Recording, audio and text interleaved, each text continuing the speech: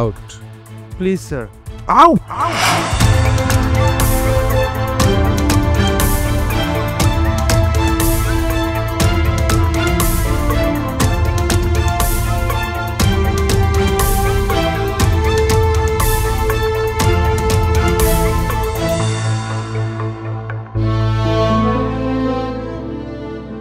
আমি এখন কি করব? আমি কখনো ভাবিনি আমার সাথে এমনটা হবে। এত ভালো একটা চাকরি, এত ভালো স্যালারি, বিনা কারণে আমার চাকরিটা চলে গেল। বসকে কত বোঝানোর চেষ্টা করলাম দোষটা আমার না, কিন্তু বস কোনো কিছুতে আমার কথা শুনল না। আমি এখন আমার পরিবারকে কি বলবো?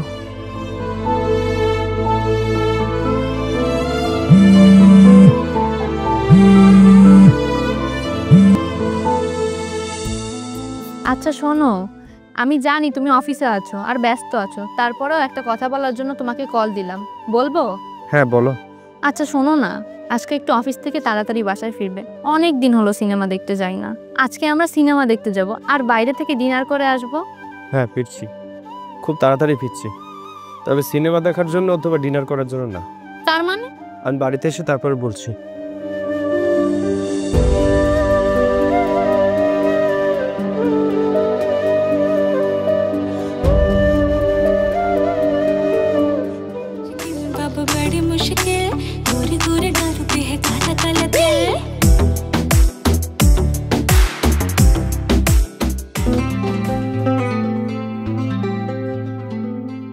তুমি সত্যি সত্যি চলে এসেছো? আমি আসতে বলেছি বলে তুমি এখনই চলে আসবে? শোনো, একটা সমস্যা হয়ে গেছে, তুমি বাড়ির সবাইকে ডেকে নিয়ে আসো। কি হয়েছে তুমি আমাকে বলো। আর বললাম তো, সবাইকে ডেকে আনো, তারপর সবার সামনে বলবো। আচ্ছা ঠিক আছে।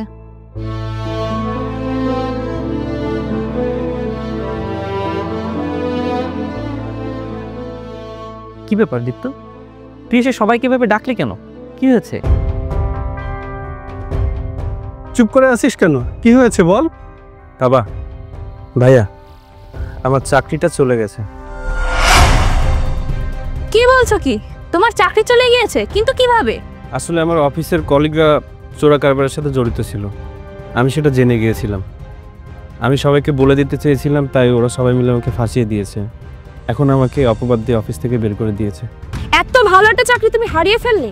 70,000 টাকা স্যালারি ছিল তোমার। তোর ভাবি তো ঠিক কথাই বলেছে, তোর সবটাই বাড়াবাড়ি।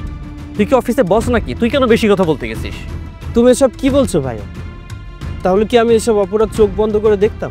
আচ্ছা সব কিছু বাদ দিলাম, তুই এখন কি করবি সেটা তো বল। কি যে করব কিছুই বুঝতে পারছি না।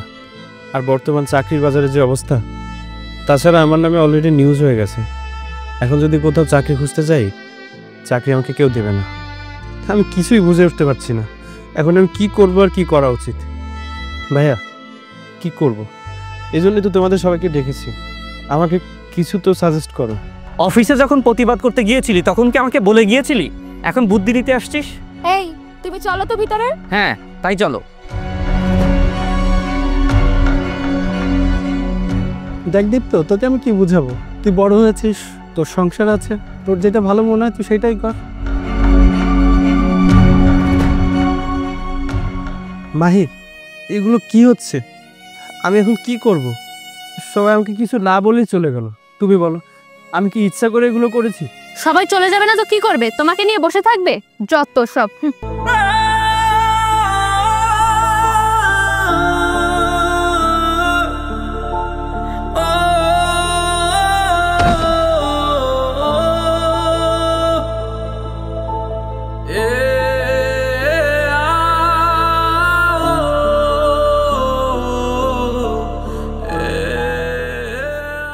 কি ব্যাপার, তুমি বাইরে থেকে এভাবে আমাকে ডেকে আনলে কেন? ডেকে আনবো না তো কি করবো? তোমাকে এখানে বসিয়ে রাখবো নাকি?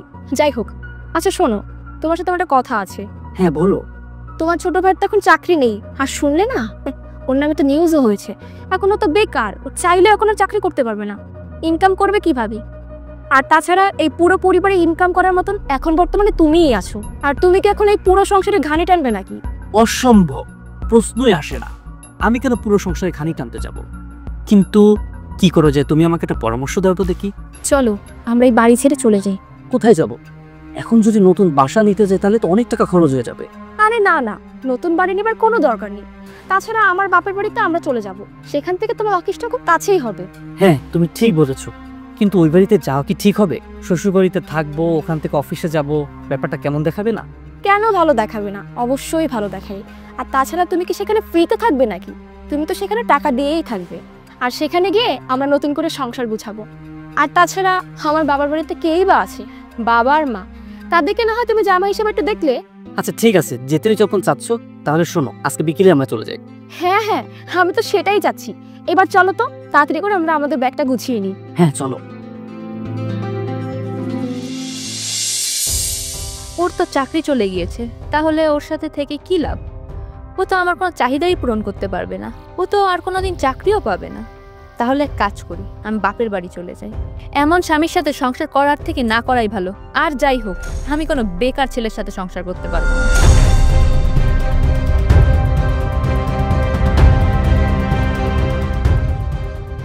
ভাই, তোমার হাতে ব্যাগ কেন? তুমি কোথায় যাচ্ছ? এমন ভাবে বলছো মনে হচ্ছে কিছুই বুঝতে পারছো না আমি কোথায় যাচ্ছি। আমি আমার বাবার বাড়ি চলে যাচ্ছি, তোমার সাথে আর সংসার করব না। কেন, কি হয়েছে? আমি কি করেছি? তোমার এখন কি আছে? না আছে চাকরি আর না আছে ইনকাম। তুমি এখন সংসার কিভাবে চালাবে? তুমি তো এখন আমার প্রয়োজনই মেটাতে পারবে না। বিয়ে করেছি বলে সারা জীবন একসাথে থাকতে হবে নাকি? আজকে আমার বিপদের দিনে তুমি আমার স্ত্রী হয়ে আমাকে সাহায্য না করে আমাকে ছেড়ে চলে যাচ্ছ? হ্যাঁ চলে যাচ্ছি। আর শুধু আমি না, আমার জায়গায় যে কেউ থাকলে এই কাজটাই করতো। যে স্বামীর সংসার চালানোর আর স্ত্রীর খরচ চালানোর কোনো ক্ষমতা নেই, সেই স্বামীর সংসার করার কোনো অধিকার নেই। তুমি ভালো থেকো তোমার মতো। আর শোনো, যদি কোনোদিন তোমার চাকরি হয় আর মোটা অঙ্কের স্যালারি পাও, তখন আমাকে ডেকো, তখন তোমার সাথে সংসার করব। মাহি, মাহি,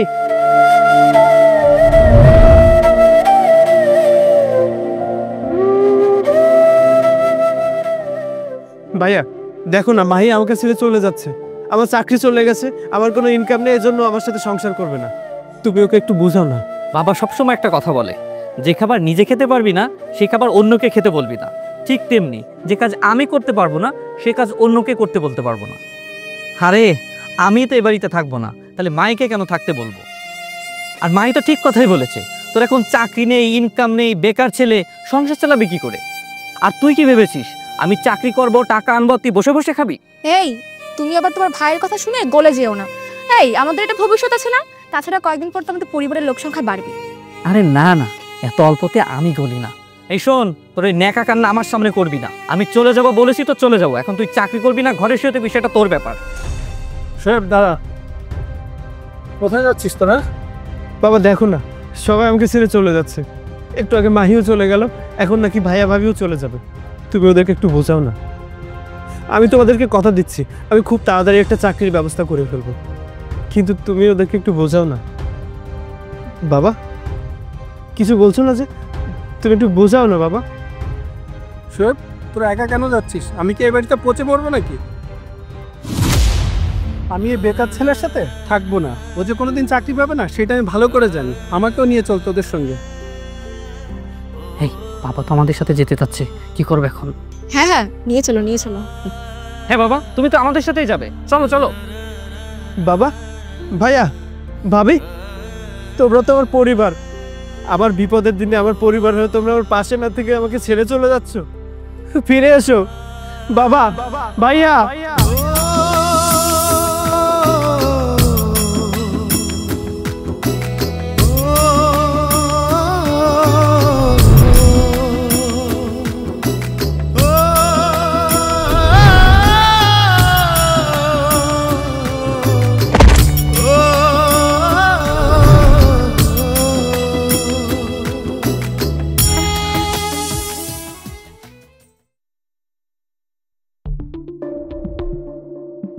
স্যার, আমি বিগত 5 বছর ধরে ডিএস গ্রুপের অ্যাসিস্ট্যান্ট ম্যানেজার হিসেবে কাজ করেছি। কাইন্ডলি আপনি যদি একটু দেখতেন আমার জন্য কিছু করা যায় কিনা। হ্যাঁ মানছি আপনি কোয়ালিফাই, কিন্তু এই মুহূর্তে আমার এখানে কোনো ভ্যাকান্সি নেই। সরি।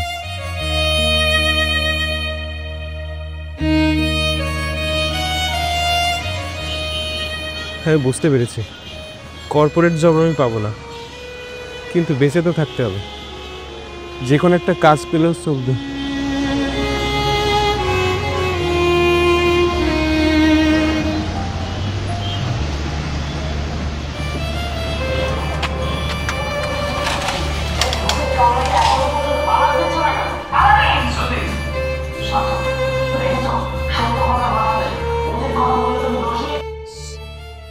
স্যার, আপনাদের এখানে কি কোনো লোকের প্রয়োজন আছে?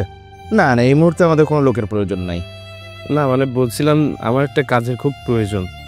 যে কোনো কাজ হলেই হবে, আমি করতে পারবো।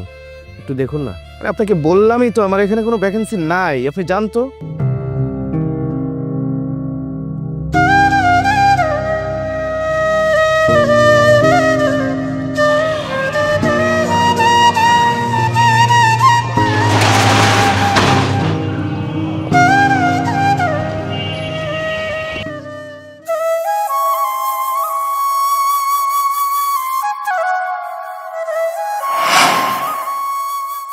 জীবন আসলে অনেক কঠিন, আর আমি যেভাবে চেষ্টা করছি এটাকে বৃথা চেষ্টা ছাড়া আর কিছুই বলে না। ভালো কোনো কাজ তো চাইলেই পাবো না।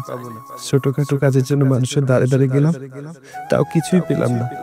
যেটা পেলাম সেটা অবহেলা আর লাঞ্ছনা। সব থেকে কাছের মানুষগুলো, আমার পরিবারটাই তো আমাকে ছেড়ে চলে গিয়েছে। ওইদিকে অফিস থেকে শুরু করে বাইরে সবাই জানে আমি একজন ধোঁকাবাজ। এই জন্য আমার এই জীবন রাখার থেকে না রাখাই অনেক ভালো। হয়তো তাহলেই সবাই ভালো থাকবে। সবাই ভালো থেকো।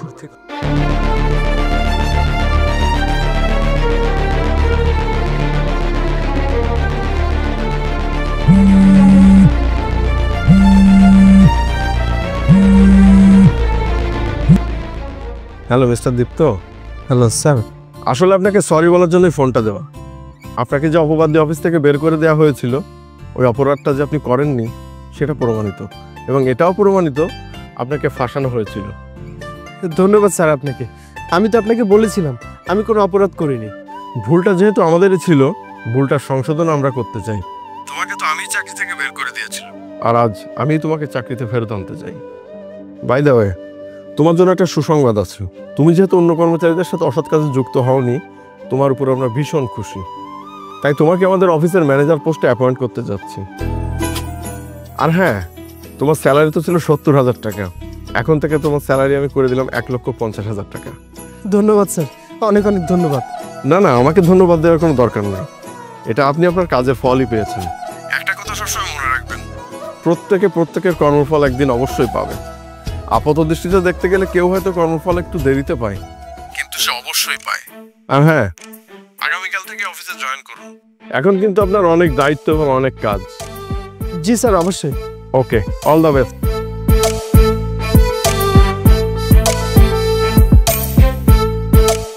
আল্লাহ আল্লাহ, তুমি আছো বলে আমার চাকরিটা আমি ফেরত পেয়েছি।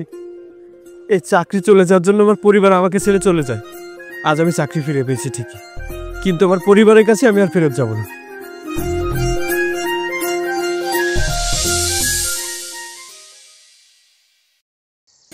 মিরা সাহেব, এই জমিটা খুব পছন্দ হয়েছে। আমাদের প্রজেক্টটা এখানে রান করলে বেটার হবে। এর অল্টারনেটিভ হতে পারে না। আর এমনিতেও একটা গ্রামীণ পরিবেশ, পাশে রাস্তা আছে। আপনি যত দ্রুত সম্ভব জমির মালিকের সাথে কথা বলে ডিলটা ফাইনাল করে ফেলুন। জি স্যার, আমি আজকে কথা বলছি। তাহলে চলুন। স্যার, আমি 2 দিন ধরে কিচ্ছু খাইনি, আমার করে একটা ভিক্ষা দিন স্যার। কি নাম তোমার? স্যার, আমার নাম শাওন। তুমি এত বড় একটা ছেলে, ভিক্ষা কেন করো? স্যার, এদের কথা মোটেও বিশ্বাস করবেন না। এরা ভিক্ষাটাকে একটা ব্যবসা বানিয়ে ফেলেছে। দেখবেন এই টাকাগুলো নিয়ে সন্ধ্যা এক জায়গায় বসে নেশা করছে। না না স্যার, আপনি বিশ্বাস করেন, আমি নেশা করিনি। আর স্যার, আমি ইচ্ছা করে ভিক্ষা করিনি। আমার মা বাইসে নেই, আমার মা অনেক আগে মারা গেছে। আমার আব্বা আরেকজনে বিয়ে করেছে। আমার আব্বার আবার সেই নতুন মা আমার প্রতিদিন ভিক্ষা করতে পাঠায়। আমি যদি ভিক্ষা না করে আমার মা আর সেই নতুন মা আর আব্বা আমার খুব মারে। দেন কালকে ভিক্ষা বেশি করতে পারেন, তোমার কি রে মারিছে। স্যার, আমি ইচ্ছা করে ভিক্ষা করিনি স্যার। ওই থাম স্যার, এদেরকে মোটেও বিশ্বাস করবেন না। আপনি থামুন। ওর কথা শুনে মনে হচ্ছে না ও মিথ্যা কথা বলছে। আসলে আপনজন হারানোর বেদনা অথবা আপনজন পাশে না পাওয়ার কষ্টটা আমি বুঝি। খুব ছোটবেলায় আমারও মা মারা গিয়েছে, আর বাবা থেকেও নেই, ঠিক ওর মতো। ওর সাথে আমার ভাগ্যটা মিলে যাচ্ছে। তুমি চিন্তা করো না। তুমি এই 500 টাকা রাখো। টাকাটা সঠিক ব্যবহার করো। মানে আমি বোঝাতে চাইছি, এটা দিয়ে কিছু একটা কিনে ব্যবসা শুরু করো। তুমি এই টাকাগুলো দিয়ে কিছু রঙিন বেলুন কিনতে পারো, আর সেগুলো তুমি রাস্তার পাশে অথবা পার্কে বিক্রি করতে পারো। ছোট ছোট বাচ্চারা রঙিন বেলুন পছন্দ করে, আর এখান থেকে যে টাকা হবে সেটা দিয়ে নতুন একটা ব্যবসা করবে। এভাবে নিজের উন্নতি করতে পারবে। যাও। ধন্যবাদ স্যার। স্যার আমার কিছু বাবা, তুমি তুমি রাস্তায় রাস্তায় দাঁড়িয়ে ভিক্ষা কেন করছো? তুমি না বড় ভাইয়ের সাথে চলে গিয়েছিলে, তাহলে আজকে তোমার এই অবস্থা কেন? আমি ওদের বাড়ি গিয়েছিলাম, কিন্তু থাকতে পারিনি বেশি দিন। কিন্তু কেন বাবা, কি হয়েছিল আমাকে বলো তো?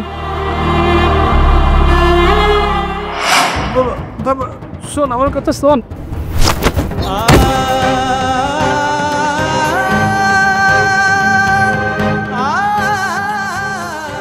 বাবা, তোরা যদি আমাকে বাড়ি থেকে বের করে দিস, আমি কোথায় যেয়ে থাকবো? তুই তো আমার ছেলে, তুই তো অন্তত বুঝবি। কোথায় যাবে সেটা আমরা কিভাবে বলবো? যেখানে খুশি সেখানে যাও, আর কোথাও যা জায়গা না থাকলে রাস্তায় যাও, রাস্তায় গিয়ে গাড়ি নিচে যেয়ে পড়ো, তবু আমাদের এখানে না। তুমি একদম ঠিক কথাই বলেছো। আমাকে যদি তোরা তোদের সাথে থাকতে দিবি না, তাহলে এনেছিলি কেন তোদের বাড়িতে? আরে আপনাকে তো আমরা এখানে এনেছি আপনার পেনশনের টাকাগুলো আমাদের অ্যাকাউন্টে ট্রান্সফার করার জন্য, আর সেই কাজটা যেহেতু হয়ে গেছে, আপনাকে কি বসিয়ে বসিয়ে খাওয়াবো নাকি? যান এখান থেকে বের হন। বাবা, তুই তো আমার ছেলে, তুই অন্তত আমার কথা একবার ভাব। তুমি কি তোমার ছেলেদের কথা ভাবো? তোমার ছোট ছেলে চাকরি চলে গিয়েছিল, তুমি তার কথা একটা বড় না ভেবে তুমি তোমার সুবিধার জন্য আমার সাথে চলে এসেছিলে। তাহলে আমি কেন তোমার কথা ভাববো? আমাদেরকে বিরক্ত না করে এখান থেকে যাও। বিধিরে বিধিরে ও বিধিরে।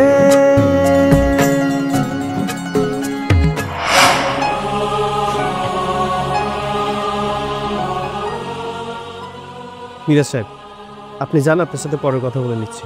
ওকে বাবা চলো, চলো বাবা।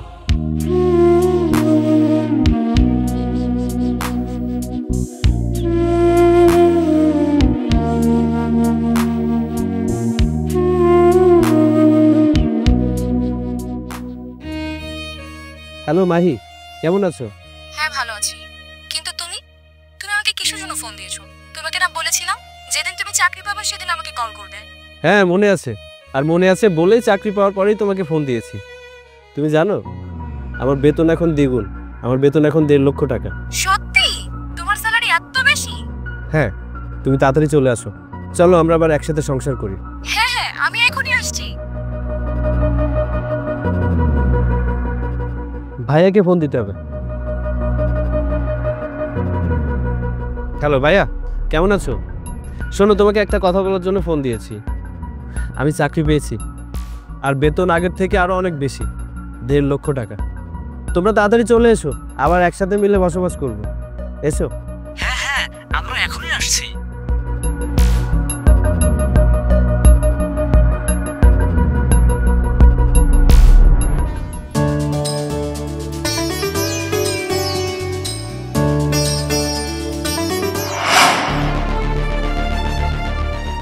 দেখেছো তোমার বাবা কি চালাক?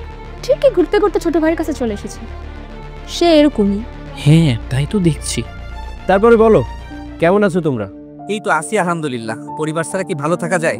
বাবা নেই, তুই নেই, মাহি নেই, তবে আজকে খুব ভালো লাগছে সবাইকে একসাথে পেয়ে।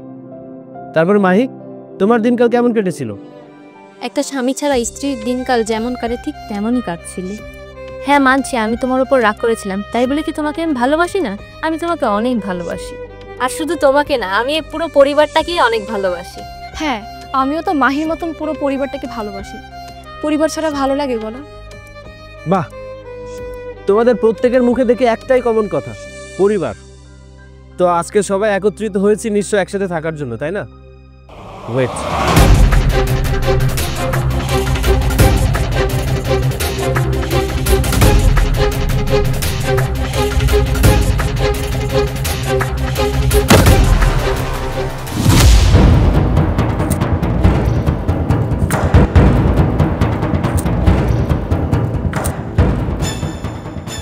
এই নাও তোমাদের পরিবার, যার সাথে থাকার জন্য তোমরা সবাই এসেছো। আমার সাথে থাকতে তো আসুনি, এসেছো এই টাকার সাথে থাকতে। তো নাও, টাকার সাথে থাকো। তুই এসব কি বলছিস? আমরা টাকার সাথে থাকবো কেন বল?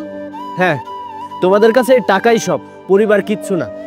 একজন মানুষের কাছে পরিবার খুবই গুরুত্বপূর্ণ, সবচেয়ে আপন হয় পরিবারের মানুষগুলো।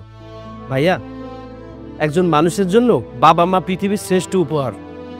আমাদের মাকে তো আমরা অনেক আগেই হারিয়েছি, বাকি ছিল ওই বাবা, যে এক বুক আশা নিয়ে তোমার সাথে গিয়েছিল তোমার সাথে থাকবে বলে। তোমরা কি করেছো? তার পেনশনের টাকাগুলো তোমার অ্যাকাউন্টে নিয়ে নিয়েছো, তারপরে তার প্রয়োজন ফুরিয়ে গেলে তাকে ঘাড় ধাক্কা দিয়ে বাড়ি থেকে বের করে দিয়েছো। তুমি জানো আমাদের বাবা রাস্তায় রাস্তায় থালা হাতে নিয়ে ভিক্ষা করতো, তখন কোথায় ছিল তোমার আর আমার মান সম্মান? হ্যাঁ, আর তুমি বলছো পরিবারের কথা? তোমার ওই মুখে পরিবারের কথা মানায় না। দেখো ভাই, তুমি তোমার বড় ভাইকে ভুল আপনি চুপ করুন, আপনি আর একটা কথাও বলবেন না। আমার ভাইকে আমি ভুল বুঝছি না, আমার ভাইকে ভুল বোঝানো হয়েছিল, আর সেই ভুল বুঝিয়েছেন আপনি। আর আমার ভাই সেটা মুখ বুঝে সহ্য করেছিল আর বিশ্বাসও করেছিল। আরে আপনার মতো মেয়ে মানুষ যে সংসারে থাকবে সেই সংসারের সুখ শান্তি উড়ে চলে যাবে। আপনি আমার ভাইয়ের মাথাটা খেয়ে ফেলেছেন, আর এখন এসেছেন পরিবার নিয়ে কথা বলতে। আর এই যে আমার ভালোবাসার একমাত্র স্ত্রী, তোমাকেই বলছি, কোনো এক বইয়ে পড়েছিলাম নারীদের ছলনা অত্যন্ত ভয়ানক। আজকে তোমাকে আর তোমার ব্যবহার দেখার পরে সেটা হাড়ে হাড়ে টের পেলাম। তুমি এমনই এক ছলনাময়ী নারী, যখন আমার ভালো সময় থাকে তখন আমার পাশে এসে দাঁড়াও, আর যখন আমার খারাপ সময় থাকে তখন আমার পাশে দাঁড়ানো তো দূরের কথা, আমাকে ধিক্কার জানাও। আর এত কিছুর পরে তুমি কি ভেবেছো তোমার সাথে আমি আবারও সংসার করব? কখনোই না। তুমি তো এই টাকাকে ভালোবাসো, এই টাকার সাথেই থাকো। আর বাবা, আমার খারাপ সময় তুমিও আমাকে ছেড়ে চলে গিয়েছিলে। বাবা, তোমাদের কাছে টাকা এত গুরুত্বপূর্ণ কেন আমি সেটা বুঝতে পারি না। এই দুনিয়ায় টাকাই সব। টাকা এমন একটা জিনিস, এই টাকা থাকলে মা বাবার কাছে তার সন্তান শ্রেষ্ঠ, এই টাকা থাকলে একজন ভাইয়ের কাছে তার ভাই শ্রেষ্ঠ, এই টাকা থাকলে একজন স্ত্রীর কাছে তার স্বামী শ্রেষ্ঠ, এই টাকা থাকলে একজন ভাবির কাছে তার দেবর শ্রেষ্ঠ।